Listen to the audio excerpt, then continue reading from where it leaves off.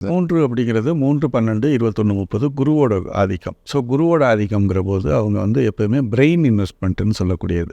Brain இன்வெஸ்ட்மெண்ட்னா என்னென்னு கேட்டிங்கன்னா, படித்த படிப்படியை அடிப்படையாக வச்சு செய்யக்கூடிய தொழில்கள். அது என்னென்னு கேட்டிங்கன்னா, டீச்சிங் தொழில், அது மாதிரி பேங்க்கு கிளர்க்கு, அது மாதிரி மாத சம்பளம்.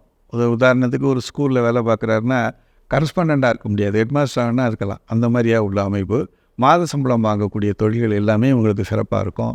மார்க்கெட்டிங் தொழில் நல்லாயிருக்கும். வீடு ஊராக போய் அதாவது ஃபேக்ட்ரிஸ் சம்மந்தப்பட்ட பொருட்கள் வியாபாரம், மார்க்கெட்டிங், ஊர் ஊராக அலைஞ்சி செய்யக்கூடிய தொழில்கள் இருக்குது பார்த்தீங்களா.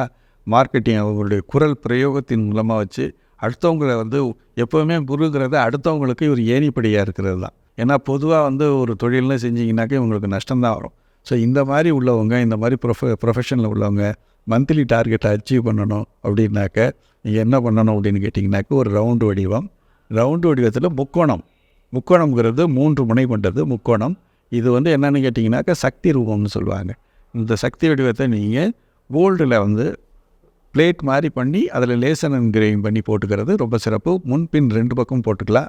இல்லை எனக்கு கோல்டு வாங்க முடியலை அப்படின்னாலும் நீங்கள் ஒரு பேப்பரில் வந்து வரைஞ்சி வச்சுக்கிறது, உங்கள் விசிட்டிங் கார்டில் பண்ணி வச்சுக்கிறது. மார்க்கெட்டிங்கில் வந்து ரொம்ப அச்சீவ் பண்ணுறது, டார்கெட் அச்சீவிங்னு சொல்கிறாங்க பார்த்தீங்களா. இதுக்கு வந்து அந்த முக்கோணம் வந்து ரொம்ப அற்புதமான ஒரு பரிகாரமாக இருக்கும், இந்த குறியீடாக இருக்கும்.